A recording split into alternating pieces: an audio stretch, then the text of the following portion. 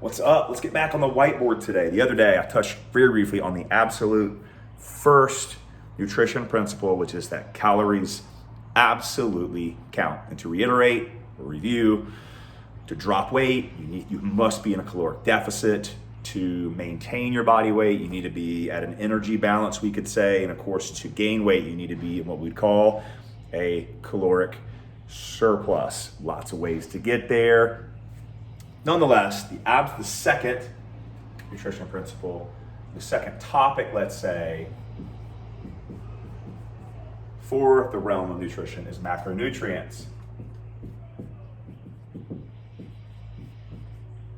You've probably heard someone along the line talk about their macros, okay?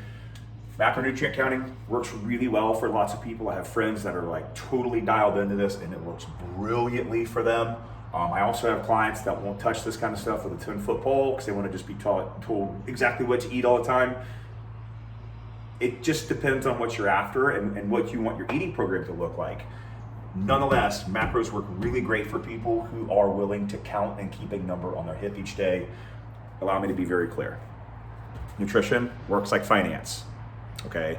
To draw, at least to something to illustrate my example, I get 3,000 pennies per day. 3,000 calories. How I spend my 3,000 pennies per day is totally up to me. Whether I spend that at one time, whether I break that up over 4 to 6 times or 4 to 6 purchases, let's say, I get 3,000 pennies per day. If I spend that and only that and I don't save any extra or go over my costs, my bank account stays nice, level, right where it is. Finance works the same way as nutrition. Keep all of these things in mind. But that total calorie number is constituted by macronutrients. And again, to reiterate, this works really well for people that are meticulous enough to keep up with this. So the first one to touch on very briefly is carbohydrates. Carbohydrate is a hydrated carbon. You talk to somebody that says, hey, I know a guy who one time talked to a guy, this one time I tried, and then I went to this low carb thing because carbs are like evil. That's just totally, no, it's just not true. It's just not true. It's just not. So let's just call this what it is. Low carb diets do work really well for people, most specifically because they're actually paying attention to what's going on the plate. They're probably eating less food.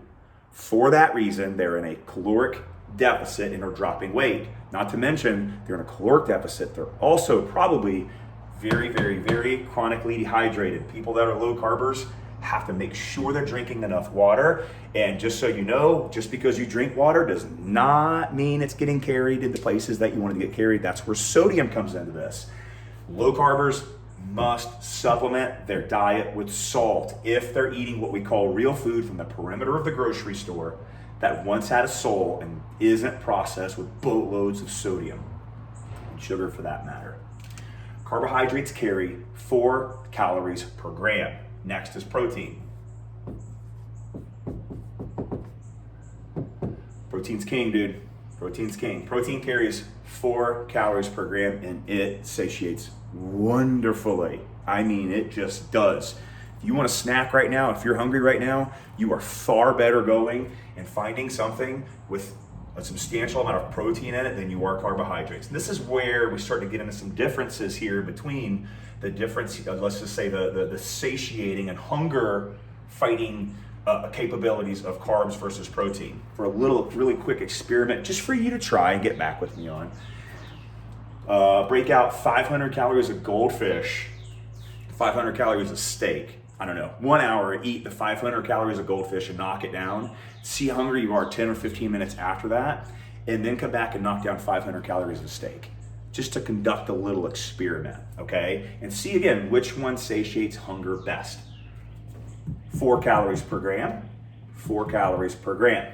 Next, fats. I say fats because there are multiple kinds of them.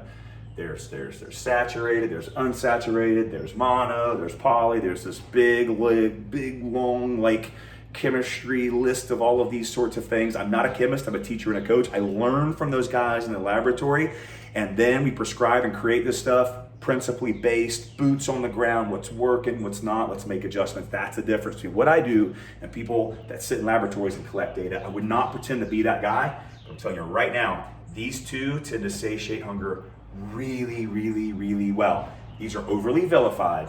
These tend to satiate hunger very, very, very well. But these drive performance, so we can't leave them out. We want carbs to constitute, as a start point, about 40% of your daily caloric intake.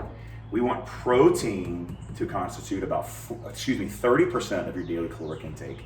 And we want fats at 9 calories per gram, there's the catch with the fats, to constitute about 30% of your daily total caloric intake. And there's one I cannot leave off the list, okay? ABC and 1, 2, 3 is this guy. There's another, let's say, macronutrient floating around here that ruins people's diet, and it is called alcohol. And it doesn't only ruin people's diet, it ruins lots of things. I'll pump the brake on that for now. Alcohol carries 7 calories per gram and really makes you tend to crave these things right here, which what you ought to do is eat this right here, but that's a totally separate topic for another day. Calories are first, macros are second. Conduct that little experiment and get back with me.